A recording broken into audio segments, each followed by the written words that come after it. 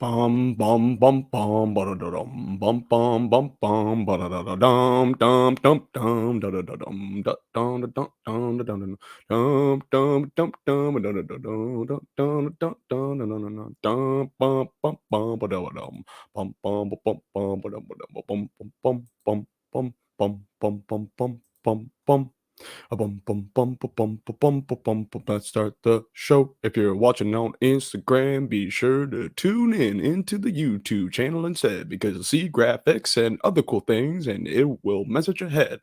Like you'll see graphics of the movies and the television shows that we watch. But instead, let's go ahead and start the show and stop listening to this cock. Hi, Hello, hi, hello. hi, hi. Ooh, welcome to Popcorn Poppin' live Sundays, every Sunday, 7 p.m., except for last Sunday and 2 weeks ago. We had some technical difficulties with busyness when it comes to the host being me, Mulatto. Thank you for joining. And let's go ahead and go and talk about some things from the past few weeks. You will notice that we're not going to be talking about Little Mermaid just yet. We're going to be talking about that tomorrow. Before we talk about movies and television in general, some news stories to go over. RIP to Jim Brown and Tina Turner. Jim Brown was a famous football player that played for the Cleveland Browns and was a civil rights activist, appearing in movies and television shows like Mars Attacks and Small Soldiers. And there's one other one that I forgot to mention. And also, of course, the Queen of Rock and Roll passed away as well. If you haven't seen it, I highly recommend What's Love Got to Do with It, starring Angela Bassett and Forrest Whitaker. You can rent it for $4 on streaming. It's a great film, great acting, and it teaches you a lot about Tina Turner and Bobby Brown's life in case you never knew about it. Loki and Echo news. They released the premiere dates. Disney has started to change up certain things when it comes to the company in general, but also when it comes to Marvel and how they're shuffling around television shows and movies. For instance, they released the premiere date for Loki season 2. The first episode will come out, probably the first couple episodes. They usually do it in batches. Friday, October 6th, but then it'll be weekly as per usual, which they have done throughout all of their television series, except for Echo, which will premiere November 29th. And when that premieres, they're going to drop the whole season, like Netflix style. So I think that's pretty cool because I don't think anyone's really excited for the character of Echo, except for maybe probably deaf people. I would be. And everyone just wants to see Daredevil and Kingpin. That's 100% what everyone cares about. So they might as well just release the whole season so we can see those characters quickly, as opposed to probably not the first couple episodes, which is why they're releasing the whole season at once. Aziz Ansari movie has been delayed. This is his second movie that got delayed. The first one was called Being Mortal, which starred Seth Rogen and Bill Murray, but due to some accusations against Bill Murray, surprisingly, it was postponed. So Aziz Ansari decided to do a whole new movie called Good Fortune, starring, I think himself was supposed to be in it. I'm not positive, but it was definitely supposed to star Seth Rogen and Keanu Reeves. That got delayed because of the writer's strike. Mortal of the story is, just finish Master of None. That's what God's trying to tell you. Give us one more season of Master of None, closing out your character's storyline. Jenna Ortega has been announced to be, you're going to notice I'm drinking 3 different drinks tonight. Jenna Ortega has been announced to be in Beetlejuice 2 because she can only play horror icons, basically, which is cool. I'm glad that she's got her own niche and it's very Tim Burton-esque. I found it pretty funny, but she will be playing, I think, I'm not sure if it's confirmed, but she's playing Winona Ryder's daughter in Beetlejuice 2, and that's going to be released September 6th. Max, HBO Max is now Max. So you may have noticed you had to log out or delete HBO Max, and you had to make a new fucking app, Max. That's what you have to do. It's no different, except Disney Plus and HGTV shows are on there. So I've noticed that the app runs a lot more smooth. I'm a big HBO fan, so I dig the changes. It's harder to find the hubs, but that's about it. Heads up, Justified, Primeval or Primeval. It's very weird spelling. It's premiering July 18th on Hulu. If you haven't heard of it, Justified is one of the best written shows ever made, which you can watch it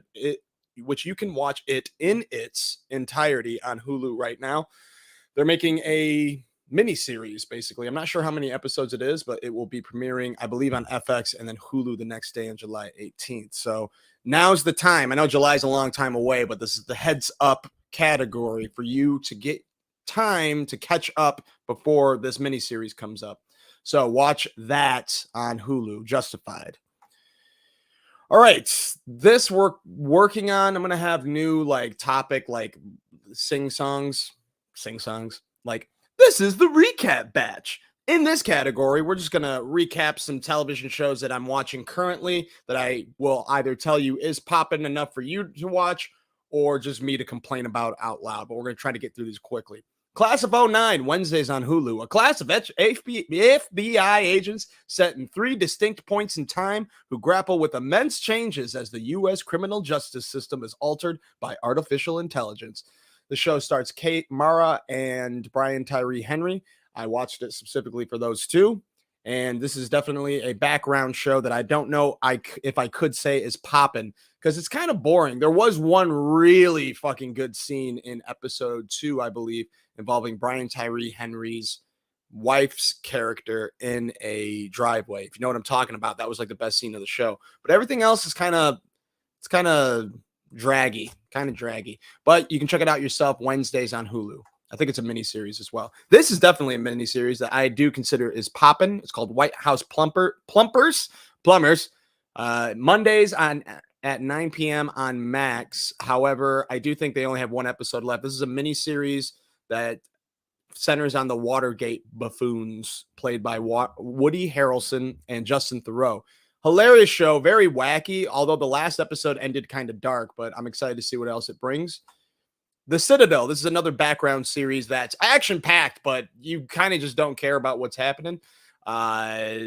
Richard Madden, who you know from Game of Thrones, from The Red Wedding in particular, and Priyanka Chopra, Joe Jonas's wife, one of the Jonas wives, secret agent memory loss series that's produced by the Russo brothers who did the Avengers films. You can watch new episodes of this Fridays on Amazon Prime. Very expensive show, which is crazy how it's that boring for being so expensive.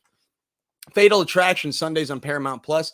It is the adaptation of the Michael Douglas, Glenn Close crazy girlfriend movie from back in the day. Basically the lesson of don't cheat on your wife, especially with a woman that has mental health issues. It stars Joshua Jackson and Lizzie Kaplan. Lizzie Kaplan does an excellent job. Makes me want to watch that Castle Rock miniseries. Apparently she's in the 2nd season. I've always been interested in it, but this show makes me want to watch it more. She's very good at playing unhinged in this series. I recommend you to watch it as well. Sundays on Paramount Plus. You can also watch the original film on Paramount Plus. Love and Death. The whole series is over, but you can watch all episodes on Max right now. It stars Elizabeth Olsen, actually, based on a true story in 1970. An affair comes and goes, and an axe comes and kills. This series was also done with Jessica Biel on Hulu called Candy, so I'm interested in checking that out. This series was overall good. It was okay. I'll be honest. It didn't spark my interest as much as I thought as it would, but it is based on a true story, and it seems like it's very close to the real story. The final episode shows her version of what happened with the murder or self-defense, and it's a brutal axe scene. So I highly recommend that if you like axe scenes, but it's like uncomfortable, but they did a good job weighing what they show and what you hear and what you feel. It's very grotesque, very well done. But watch the whole thing on Max. It is popping. It's like 5 episodes. Yellow Jackets. This show is dope. The penultimate episode was last Friday. You can watch the final episode of the 2nd season Friday on Showtime. It takes place in 2 timelines. 1996, an all-female high school soccer team crashes into an inescapable, creepy wilderness. And the other timeline takes place in the present, how some of the survivors deal with the repercussions of said creepy wilderness. It's a wild show, man. This week was wild. They killed off a very big character. The way they did it was stupid, but it was still overall a great episode. The shit that happens in the wilderness timeline is much more interesting than what happens in the B story present time. And I think I know exactly why that's happening. We're all watching it for the wilderness shit, but if they just showed wilderness shit for an hour, it wouldn't be as interesting. So cut the time in half to where every scene we watch in the wilderness is fucking thrilling, and you'll do future shit which isn't that interesting. It is a little apparent that the writers don't know exactly what some elements of the mystery are, and that kind of shows with the characters that play the present versions of the survivors of the plane crash. Because these characters have relationships with people where when you watch the flashbacks, you're like, wait, I'm surprised they don't hate each other, or I'm surprised she's not more fucked up from this event. And you can tell that the actress that plays the present version has an idea of what happened in the script from what the writers told her, but the writers don't even know what exactly happened on that island that we're not going to see until the next season. Anyways, I still highly recommend it. I just noticed that the wilderness bits are the best bits to watch. Yellow Jackets Fridays on Showtime. Dave, haven't watched a few episodes, but Wednesdays on FXX and Hulu on Thursdays. This season is popping. Ted Lasso is ending. Series finale Wednesday on Apple TV Plus. I highly recommend the show. 3 seasons long. Very fun to watch. This last season's a bit melodramatic, but still a good show to watch in general. And the other things that you can watch that I will not. White Man Can't Jump is on Hulu right now. It stars Jack Harlow and Cinqua Walls. It's written by Kenya Barris, who did Blackish and You People, and it's directed by Cal Maddock. Cal Maddock is a music video director, but he also directed the House Party reboot, and that fucking movie sucked. That is why I don't want to watch this movie. I've heard terrible things, and I don't care for Jack Harlow, although I've never tried listening to Jack Harlow. This isn't me trying to bash this movie before even watching it, but I just really hated the House Party reboot. The other thing you can watch in theaters that I won't watch is called About My Father. It stars Sebastian Maniscalco and Robert De Niro as his dad in a family comedy movie. It looks okay. It's basically Meet the Parents, but Italian style way later. That's what it reminds me of. It looks okay. I never watched Sebastian Maniscalco's comedy, so I can't judge it. That's why one reason I'm not that interested in watching it in general, because I don't know his comedy. But I'm sure if I did know it, I'd like it a little more. Okay, back now on to the main event. Fast X, about family. The family returns for their 10th fucking venture. I was going to do a full spoiler-filled version of this with Jason Statham. We couldn't get him, so I'm just going to go over some things. And the main thing is, this movie is popping, and it is movie theater popping. I thoroughly enjoyed it, honestly. You know, a lot of people, Josh Anderson, don't like the Fast and Furious movies anymore because they're ridiculous. But that's the whole point of them. They're fun. That's why they're being so ridiculous. And this movie is ridiculous, but 8 and 9 were just bad. Not like it's so bad, it's good. They were just bad films. Not fun to watch. This movie was fun to watch. It was a great balance of all of the characters, even though they added in a bunch. Except for Han, who's kind of just there. He has one scene with Jason Statham that's kind of interesting. There's another scene where he gets drugged, but they didn't really go further with that. And Nathalie, I don't know if I'm pronouncing this right, Nathalie Emmanuel, who plays that girl who was always like, oh, Tyrese and Ludacris, neither of you can fuck me. She's doing the exact same thing in this, except she's a lot less useful. She's the girl behind the computer, but literally every task she does, she fails, including trying to find Pete Davidson cameo to help them with something. He ends up fucking them over. So she does more harm than good in the movie. I love that actress a lot, but they do nothing with that character, and it's kind of annoying. Speaking of Ludacris and Tyrese, I believe one of them will die in the next film, because you got to kill off some people. Your cast is way too huge. All of your villains end up being good guys they end up working with in later films. It's a stacked cast, and that's what's fun about it, but you do have to add some stakes. There's one character in this movie in particular, their car explodes with them in it, and people cry in the movies. And I hear people in the theater that are like, oh no. I'm like, dude, that doesn't... Han exploded in the car in the 3rd movie. He's still in the series. No one dies in this movie, in these movies. The main thing to talk about, though, well, besides John Cena plays a babysitter in this. They got rid of everything from his character of him being like intimidating, besides him being fucking John Cena. But he's a babysitter. It's basically him being a babysitter. But, you know, as much as I want to hate on it, it's funny and it's entertaining.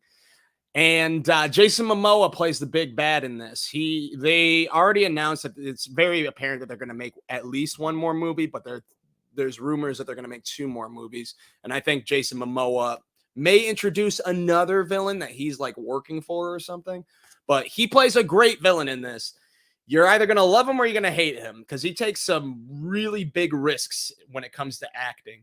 He's very flamboyant and very like, oh, like this is big dude that was Khal fucking Drogo in Game of Thrones. This, he goes, let's take out all the aggression and the testosterone that all of the Fast and Furious villains have brought to the table. Let's make this character fun and make it to where you kind of are okay with being like killed by this person because he's so fucking wild. But that's the thing, dude. This guy is a fucking serial killer in this. He's a psycho.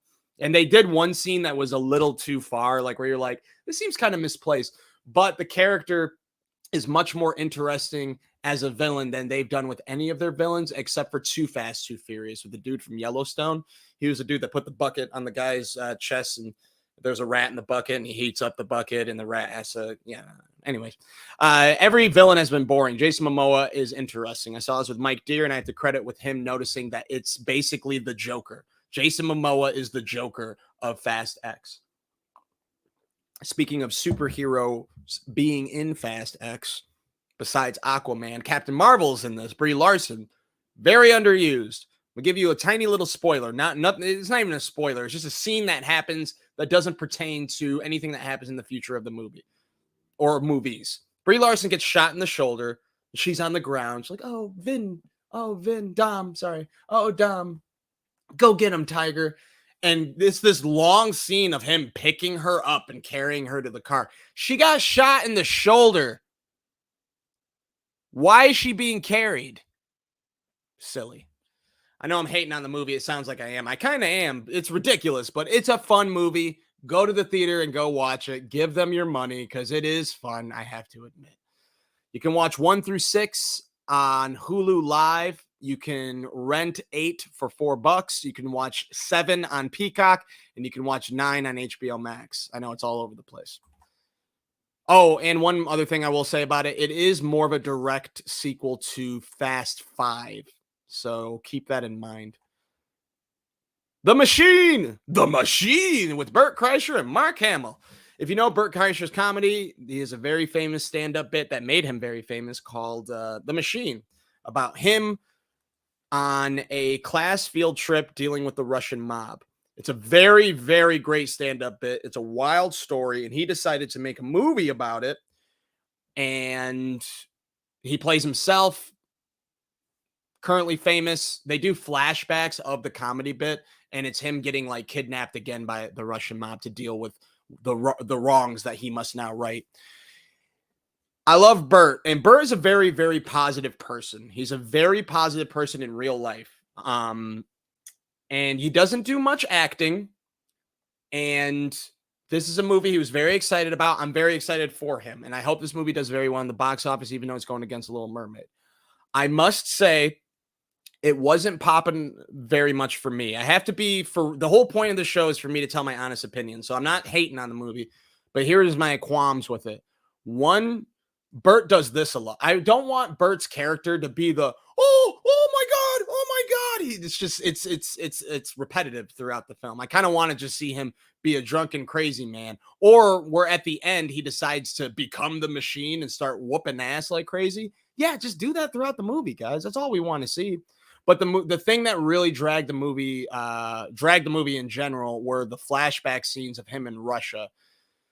It's supposed to they do explain the stand-up bit to audiences as if they don't know who Bert Kreischer is in real life, which is fine. I get that. But they tell the story in the beginning of the movie, and they proceed to show the events of what happened through flashbacks throughout the movie.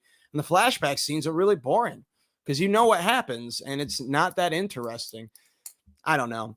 Honestly, it's just the movie wasn't that funny. I think the script needed a few more rewrites, even though apparently it's like 9 scripts mushed together. But I am very excited for Bert. And if they make a sequel, I will 100% watch it. And I was happy to give my money to this. If I were you, though, I would, And if you're a Burt fan, go support him. Go see the movie in theaters. Just keep in mind, it's not as funny as you think. He said he wants this movie to be his Rambo. He wants to make 4 of them. By all means, do it. But get different writers and like cut a little loose and do a little more improv. But the throat scene was hilarious. I almost cried laughing. There wasn't much else in theaters besides Little Mermaid, and it's been 2 weeks since I talked to you guys, so I had a chance to see some other movies that aren't very big right now. Here's one that is not popping. It's called Hypnotic. I love Robert Rodriguez, and I will add in that he made this movie with his family. For instance, like his 2 of his daughters, one of his daughters works in like the makeup department, another daughter's like a script consultant. One of his sons works in editing. Like his family worked on this film. It stars Ben Affleck. It's a mindfuck hypnosis movie.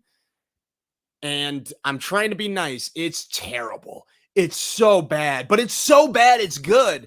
I will say, if you like mindfuck movies, maybe you'll really enjoy this. Maybe you'll be like, whoa, man, this is crazy.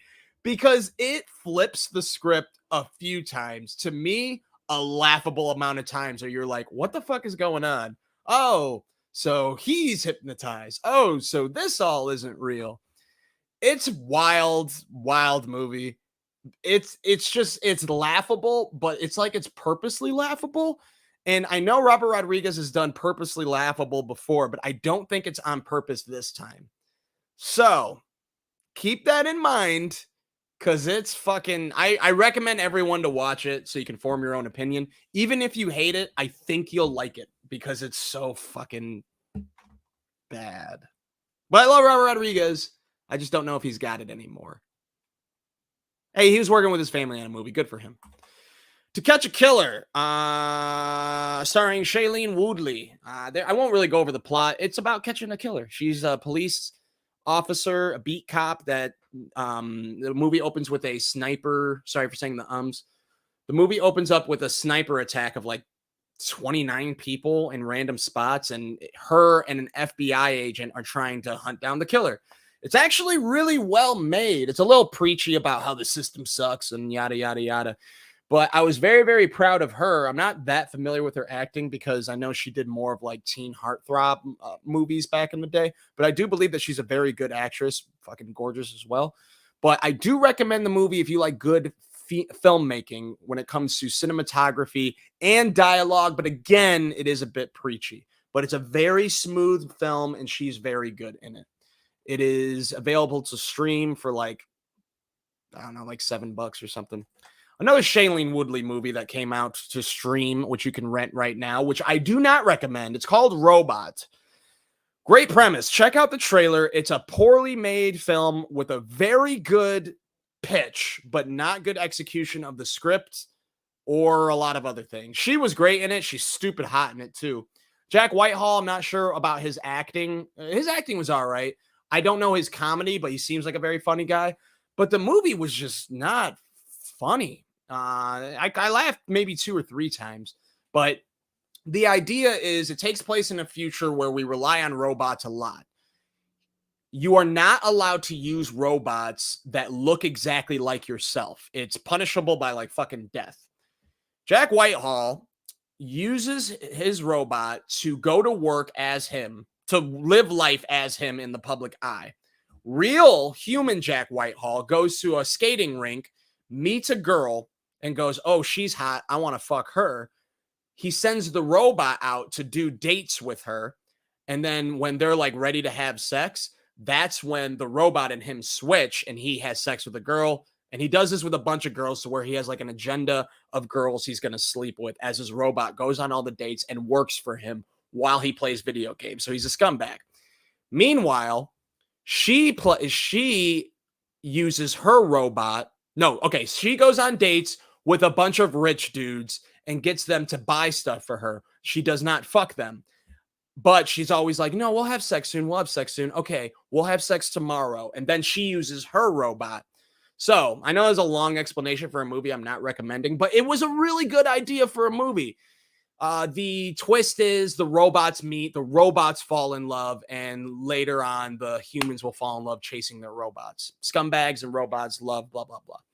Very great idea for a movie, just not executed well. I'm bringing all this up because this movie is a prime example of why there should be remakes of bad films. This movie deserves a remake 100%. I'm going to make it. I don't think I'm going to make it, but it's such a great idea that wasn't done well. Check it out if you're interested. You can rent it. I do not recommend it, though. Confess, Fletch. There was a series of Fletch films. I think there was only 2 of them that Chevy Chase did, but they're based on a series of books. This film stars John Hamm as Fletch, directed by Greg Mottola, who did Superbad. I loved this movie. It's written so well. It's a very smooth movie, very like dry comedy, as wacky at some points. It's cool to see John Hamm in a not too goofy, but also not that much of a slick Don Draper role. It's basically a PI movie. Check it out. I recommend it a lot. I haven't seen any of the Fletch movies before, and I still watched this movie and understood it. It is a movie you do have to pay attention to because there's a lot of detectiving, a lot of sleuthing. I recommend it. Paramount Plus. Platonic. We're on the television. Platonic, great show. I like Nicholas Stoller a lot, who did Forgetting Sarah Marshall, Get Him to the Greek. He also did the Netflix series Friends with Benefits. And I don't know if he directed Neighbors, but we have the Neighbors themselves, Seth Rogen and Rose Byrne, together again. I love Rose Byrne. I love her a lot. I love Seth Rogen too, but I love Rose Byrne. I'll watch anything she's in. She's the main reason I say watch the show. Them two have a great dynamic, and the show is pretty funny, but she's the main reason. The show is okay, just okay without her, but she makes the show way better. Overall, it's popping enough to give a try. I do recommend it, but I'm telling you to continue watching it for her alone. Apple TV Plus Wednesdays. It just started. There's already 3 episodes on. Fubar, do not recommend. Stay away. This show sucks. I don't want to be negative, but I'm here to tell you the truth. You don't need to watch this. Maybe you do. Maybe you love Arnold Schwarzenegger. I love Arnold Schwarzenegger, but I do not like this show. If it was a half-hour action comedy, it would work. But I think because it's an hour long, there's so many dragging scenes, very corny humor that's just not funny. And another one with the ideas, the pitch is good, but they like half-assed everything else about it. Arnold Schwarzenegger plays a CIA like super agent or FBI super agent that's retiring, but he has to do one more job. Meanwhile, he has a daughter, and he thinks that she's like all goody-goody, never swears, doesn't smoke, blah, blah, blah. He loves her, and she says like she works for Peace Corps or something. And then when he goes on this mission, he sees his daughter as like another like drug person or whatever. And it turns out she also is an FBI, CIA agent, and everything that he thought about her was a lie, and vice versa when it comes to her about him. So, great idea, right? Not great execution. Just not written that funny, and it drags, man. It drags. All right, coming attractions. You can watch that on Netflix, by the way, but I don't recommend it. Coming attractions. In theaters right now is Little Mermaid. You can watch Little Mermaid original on Disney Plus. I'm going to see it tomorrow, and maybe I'll do a video in between now and next week to go over Disney adaptation films of animated to live action, because I think that's a pretty interesting genre. I think Disney does a good job with it. Not many people agree. Like, a lot of people didn't like Lion King. I did. I hear good things about this movie. I think it will be good. Rob Marshall is doing it, and I like him a lot because of Chicago and Memoirs of a Geisha. So we'll be talking about that next time. Also, June 2nd will be Spider-Man Into the Spider-Verse. Showtime start June 1st. You can watch the first one. I think you have to rent it for like $4. But Across the Spider-Verse is next week. I am very excited for that. Also, The Boogeyman. This movie looks good to me, but it might not be good. It's a PG-13 horror film about the Boogeyman, a story by Stephen King, a story I'm not familiar with. And Stephen King is hit or miss, but I was impressed with the trailer, so I have good expectations of it. TV-wise, I Think You Should Leave comes back with their season 3. It's a sketch comedy show. It's fucking hilarious. Watch the first 2 seasons on Netflix right now. And it is on Netflix, but the 3rd season is premiering. Tuesday, May 30th. Highly recommend. It is very, very funny. Tim Robinson did a lot of SNL. He also performed for Planet Ant, which I perform at now as well. So, Succession, the series finale is tonight. We'll be going over details with spoilers pretty soon, but be sure to tune into Max tonight for that. Barry, series finale tonight on Max. We'll probably go over spoilers. That'll be a short video because I don't dig this season too much. I am a few episodes behind right now, but I do know it is overall a very well-made show. But thanks for watching. I really appreciate it. Looks like Kid Rax showed up pretty late. I am not caught up yet. I will catch up tonight, actually. After this, I'm going to watch all the episodes, and we'll have a good time. Be sure to comment, like, subscribe. And I'm working on other stuff. That's why I haven't come out with any edited videos or sketches, but I will be coming out with more, I promise. Just right now, I'm part of sketch writing and sketch acting outside of Jermaine Higgins Presents. So I'm very busy, man, but I am setting up a lot of things in the future. So stay tuned. Thank you for watching. I had a lot of people come in and out, so I really appreciate it. If you're watching this on Instagram, be sure to watch this on YouTube for the graphics and good stuff. And thanks a lot for watching, guys. I love you.